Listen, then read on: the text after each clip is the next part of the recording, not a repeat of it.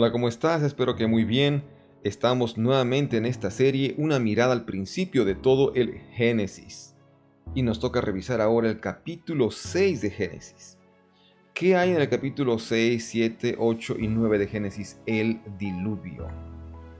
Un juicio divino mundial que afectó a todo el planeta Tierra y a la humanidad. Pero la antesala al diluvio es lo que se narra en los versículos 1 al 4 de Génesis 6. Por eso el título de hoy, los hijos de Dios versus los hijos de los hombres. ¿Quiénes son los hijos de Dios en Génesis 6, 1 al 4? ¿Quiénes son los hijos de los hombres? ¿Por qué ese contraste? ¿Por qué dos grupos? ¿De dónde viene esto? Vamos a ver el contexto histórico, muy importante para entender algunos versículos de estos que veremos ahora, a veces mal interpretados porque se habla de gigantes, por ejemplo los famosos Nefilim. Y no sé si alguna vez tú escuchaste, yo escuché dar un tema ahí de que los Nefilim medían 6, 7 metros, eran los gigantes, descendientes de Anak, etcétera, etcétera. ¿Es eso lo que dice el pasaje? ¿A qué se está refiriendo con los Nefilim? Gigantes es la mejor traducción. Bien, todo eso en estos cortos 4 versículos de Génesis capítulo 6. No sin antes recordarte que puedes suscribirte al canal y compartir el link de este video y los demás que ya hemos grabado de Génesis capítulo 6 y estaremos continuando a paso firme hasta Génesis capítulo 11, la Torre de Babel. Génesis 11 nos espera. Mi amigo, mi amiga, es hora de comenzar, así que vamos a leer el texto. Y lo que se hace acá en este canal, para que tú sepas, en caso que es por primera vez que estás viendo el canal, lo que hacemos es estudiar la Biblia, el texto bíblico. Claro, miramos al contexto histórico, miramos el antiguo cercano oriente, la forma de pensar, cómo vivían las naciones de ese tiempo, los tiempos bíblicos, pero nos dedicamos particularmente a la exégesis bíblica y hacemos análisis de palabras claves, de frases clave, que se repiten muchas veces en las escrituras para poder entenderlas mejor. Con lo dicho, vamos a leer los dos primeros versículos de Génesis 6. La pregunta: ¿quiénes son los hijos de Dios? Y leo el versículo 1 y 2 y dice así. Aconteció que cuando comenzaron los hombres a multiplicarse sobre la faz de la tierra, y les nacieron hijas, al ver los hijos de Dios, ahí están los Benei Elohim, los hijos de Dios, que las hijas de los hombres eran, ahí la palabra en hebreo es tovot, buenas. Muchas traducciones usan la palabra agradables o hermosas. Más, bueno, la palabra quizás más cerca a la original sería buenas. Que las hijas de los hombres eran muy buenas, bonitas, agradables. Tomaron para sí mujeres, escogiendo entre otras. Excelente. Entonces, mira, la primera lección que vamos extrayendo de cómo el autor de Génesis va escribiendo y describiendo la historia de los seres humanos antes del diluvio, la primera palabra que vale la pena repetir acá y repasar es buenas, tovot. En Génesis 1, ya vimos esto anteriormente también, Dios repasa lo que creó en el primero, segundo, tercer día de la creación y dice, vio Dios que era bueno, tov. Acá los seres humanos, los hijos de Dios, ven que las hijas de los hombres son buenas. Es decir, el criterio humano se antepone al criterio divino. Ya no hay una consulta a Dios acerca de que si es bueno para mí o no lo es. El ser humano en los tiempos de Noé, antes del diluvio, antes de que venga ese juicio con agua y todo ser humano descansó, murió, el criterio del ser humano era un criterio propio, sin preguntar a Dios lo que era bueno. Eso es importante recalcar. Un par de consideraciones más. Mira, las frases los hijos de Dios y los hijos de los hombres debiera entenderse en el contexto de las genealogías de Génesis 4 y 5. En Génesis 4 vimos que Caín mató a Abel y luego en el mismo capítulo se narra de los hijos de Caín, ¿no? Y en especial Lamec, que llega a ser el primer hombre que tiene dos mujeres y habla con mucha ira, queriendo vengarse y amenazando a la gente de matar a aquella persona que le golpee, le toque. Una genealogía. En Génesis 4 al final se habla de la genealogía de Set, de Enos, que invocaron el nombre del Señor. ¿Recuerdas? Está ya el video grabado en el canal. Puedes buscarlo.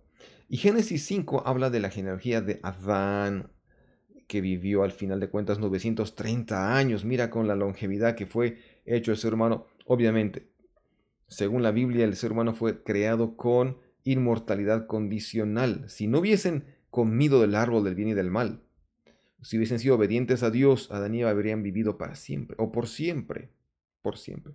Pero la vitalidad les permitió vivir a ellos, a Adán 930 años, a Eva 910, puedes ver eso en Génesis capítulo 5. Así que el capítulo 5 son genealogías. Está la genealogía de Adán y Eva y está la genealogía de Caín. Entonces hay un contraste, hay una división, así como Génesis 3:15 decía que la descendencia de la mujer golpearía en la cabeza a la descendencia de la serpiente, ¿no? Ahí se nota un conflicto cósmico entre el bien y el mal.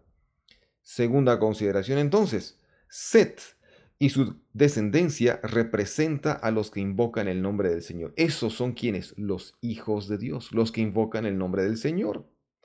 En cambio, Caín y su descendencia y Lamec son lo opuesto a Set. Estos llegan a ser entonces, según el contexto de Génesis 4, 5, los hijos de los hombres son los descendientes de Caín y Lamec. Y los hijos de Dios son la descendencia de Set, el hijo que le nació a Adán y Eva luego que Abel murió. Eso es muy importante entender. Así que el tema acá es el grupo de personas que es fiel a Dios, que obedece la palabra de Dios, y el grupo de personas que no obedece a Dios y usa su criterio para vivir y disfrutar la vida, claro. Vamos con esta parte. Los hijos del Señor, los hijos de Dios. Mira, hay un par de textos que identifican al pueblo de Dios como los hijos de Dios. Eso es importante también, ¿por qué? Porque una de las sugerencias es que los hijos de Dios son ángeles y que los ángeles descendieron del cielo, dice, y bueno, y se casaron con seres humanos, y el producto de la, ¿qué cosa de la mezcla entre ángeles, seres celestiales y seres humanos, fue los gigantes, los nefilim. Gigantes, ¿por qué? Porque hubo sangre de seres humanos y de seres angelicales. Pero la misma Biblia, amigo, amiga, el Nuevo Testamento, mejor dicho, y Jesús menciona en los evangelios que los ángeles no se casan ni se dan en casamiento. Y dice, pues seremos como los ángeles que no se casan cuando el reino de los cielos sea una realidad para los seres humanos. De modo que los hijos de Dios o los hijos del Señor no son ángeles, son seres humanos que se pueden casar y tener hijos.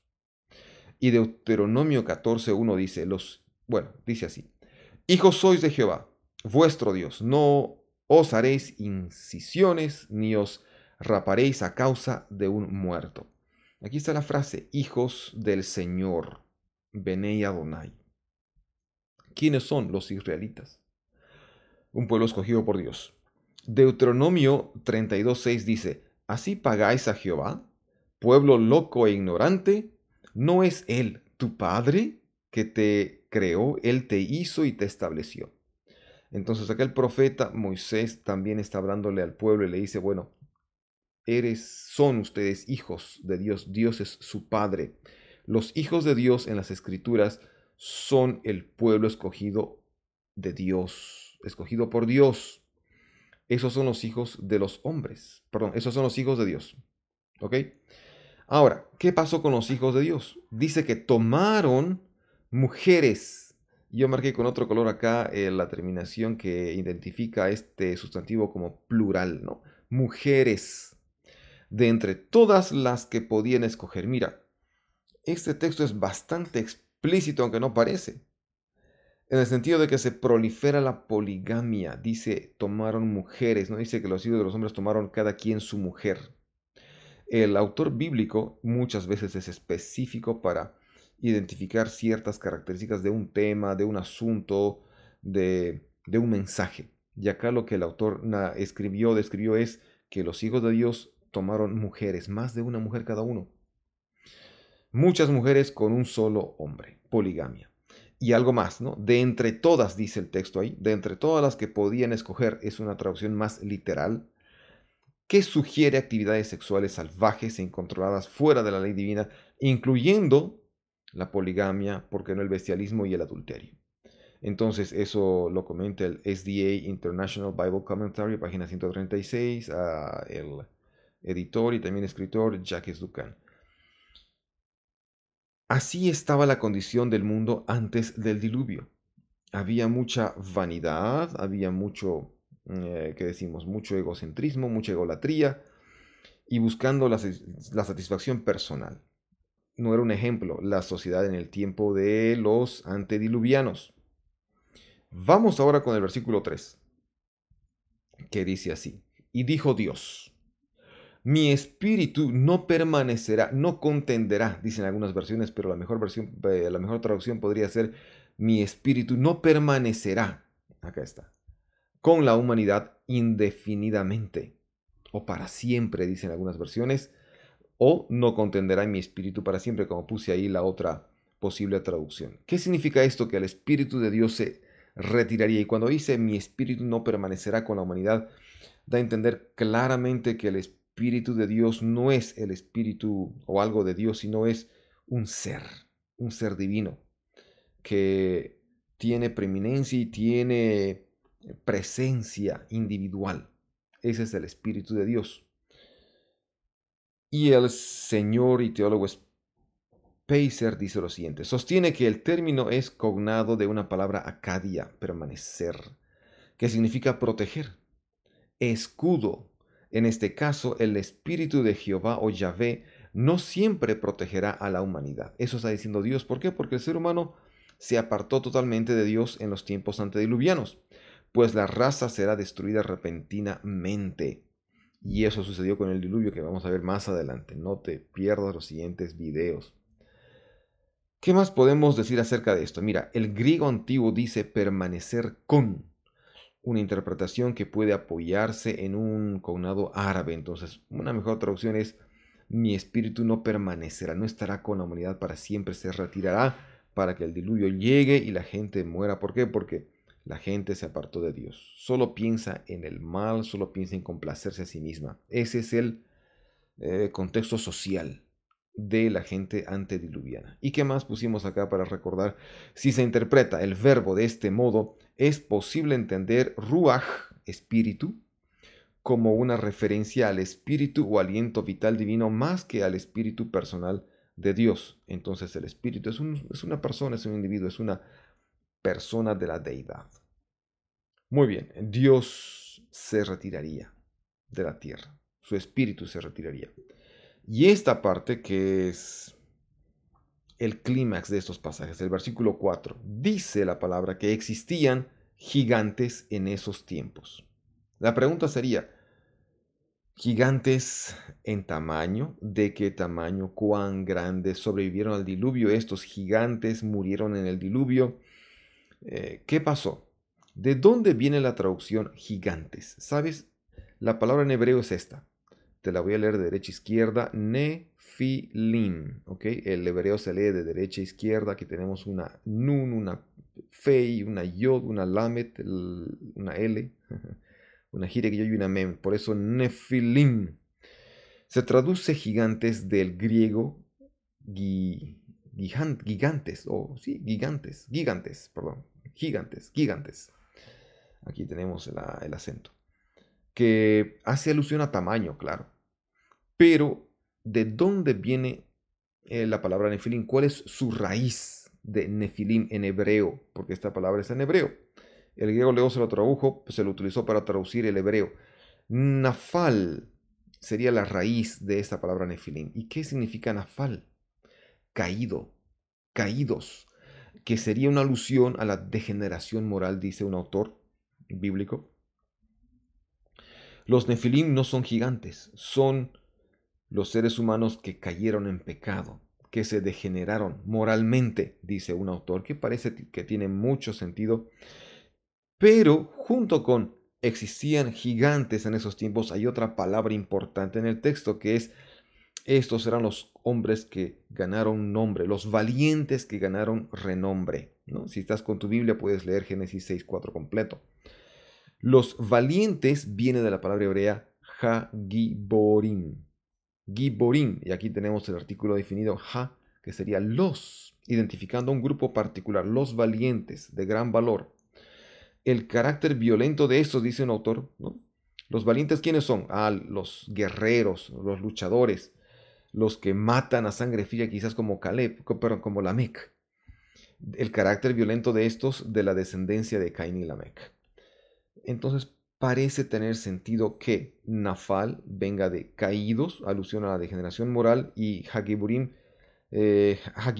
que hace alusión a los Nafal, a los caídos, sean pues los seres humanos agresivos y violentos que se degeneraron y mataron a sangre fría. Muy bien. El Salmo 52:1 dice, ¿por qué tú, poderoso? Allí está la palabra Giborim. ¿Por qué tú, poderoso, te jactas de la maldad? La misericordia de Dios es continua. Entonces, Giborim puede tener una connotación negativa, ¿no? De maldad. Pero en la mayoría de los casos, ¿sabes? Giborim, valientes, el hebreo Giborim, que se traduce como valientes, tiene connotación positiva. Entonces, una segunda o una tercera opción de traducción sería la siguiente. Mira, estos fueron los hombres valientes que desde la antigüedad alcanzaron renombre, dice el versículo 4. Entonces, la raíz de Nefilim podría ser, dicen varios léxicos, estuve revisando varios diccionarios en hebreo, o de hebreo mejor dicho. En vez de Nafal, sugieren que la raíz de Nefilim sea Palá o Palal, en este caso Palá. ¿Por qué? Porque es una raíz que tiene consonantes débiles que se pierden. Esa nun podría ser un preformativo de Nifal, de la voz, aunque es un sustantivo. Pero ¿acaso quieren que la raíz no es Nafal, sino Palá? Más de una gramática sugiere esto. ¿Y qué significa Palá? Significa ser distinguido, seleccionado o separado. Entonces, mira, vamos armando esta idea, esta interpretación de los Nefilim, los hombres valientes Nefilim, que desde la antigüedad alcanzaron renombre. La palabra Hagiborim, dijimos que significa valientes, eso no cambia, pueden ser valientes de cualquier tipo, buenos o malos. Y la siguiente palabra o la siguiente descripción de estos Nefilim, de estos gigantes, es de que ellos ganaron nombre. Anshi Hashem, ¿no? Los hombres es una construcción, es un estado constructo, es como un genitivo. Entonces tiene sentido de pertenencia. Mira, se traduciría literalmente hombres de el nombre, porque Hashem tiene artículo definido, el o la, y Shem significa pues nombre. Los hombres del nombre. ¿Cómo traduciríamos esto? Estos seleccionados, estos separados, estos Nefilim que son separados, fueron hombres valientes que desde la antigüedad fueron hombres de el nombre.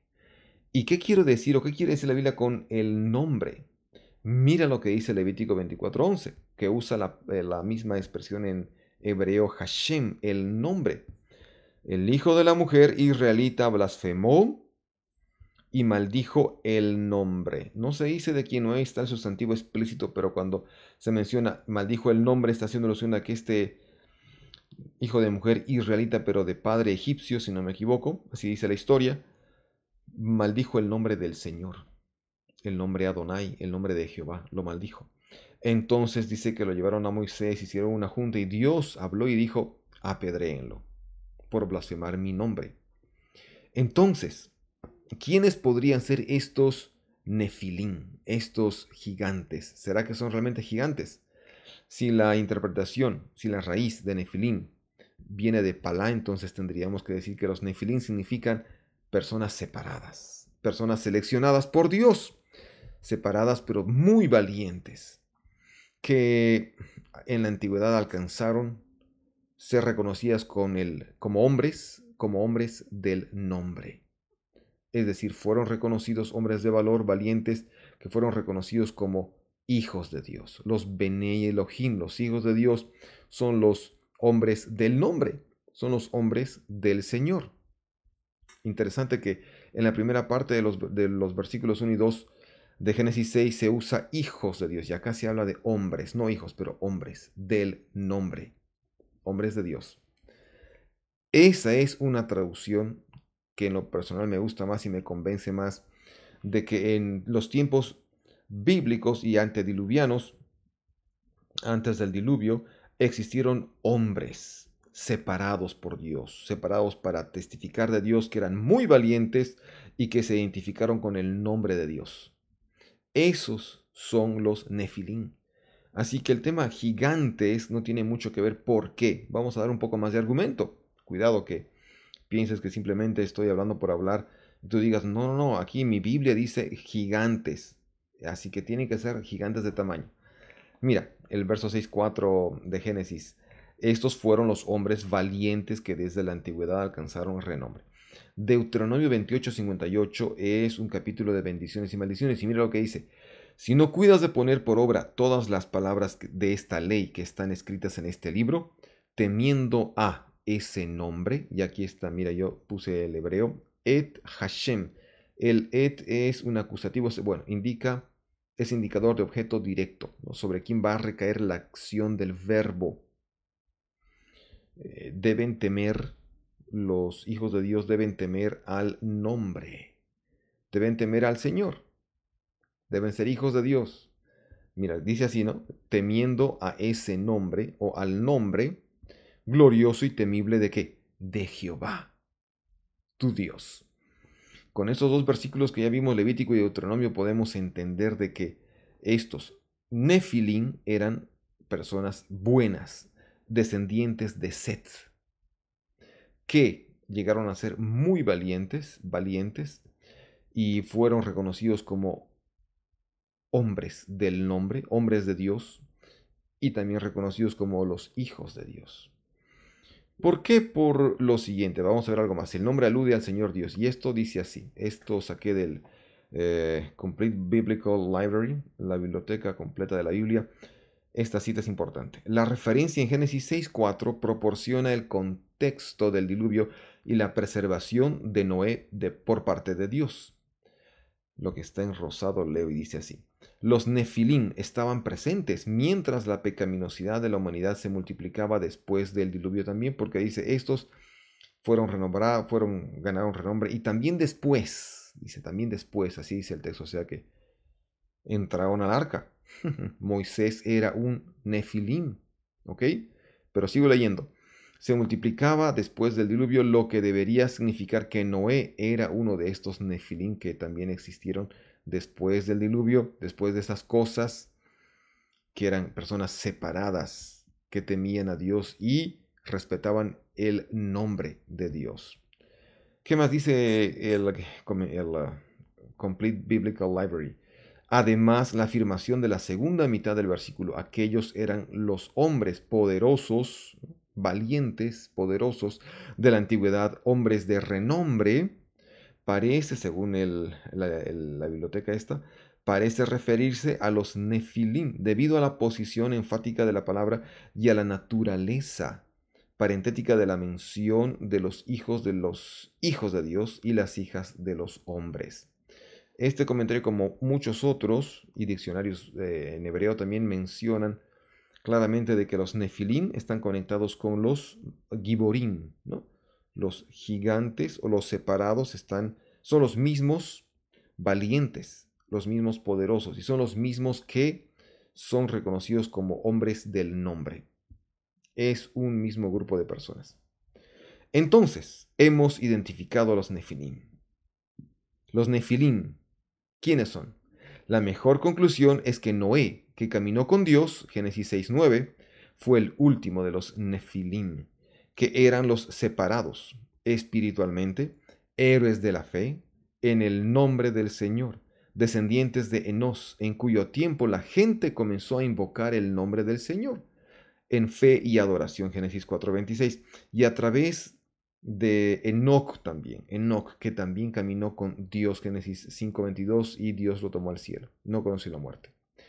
Estos habían sido los Nefilim partiendo de la raíz de la palabra Nefilim en hebreo, que podría ser muy bien Palá y no Nafal, los caídos, sino Palá, los separados.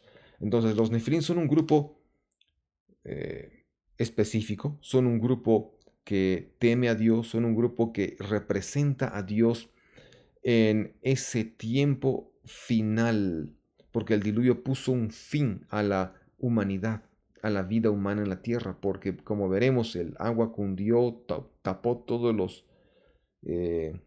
el campo y todos los montes más altos que podían haber existido, y solo quienes entraron al arca, con Noé y sus hijos y su esposa, sobrevivieron al diluvio. Este fue el tema, los hijos de Dios versus los hijos de los hombres. ¿Te das cuenta? Hay tensión, hay un conflicto cósmico entre el bien y el mal. Y los hijos de Dios debían identificarse con su Dios, debían obedecer y hacerle quedar bien a Dios. Lastimosamente, ¿qué dice el texto? Que tomaron para sí mujeres, se echaron a perder, ¿no? Pero de entre esos hombres valientes, esos giborim, estuvo ahí levantando la bandera de la fe Noé, que predicó por 120 años, y eso veremos más adelante en el siguiente video.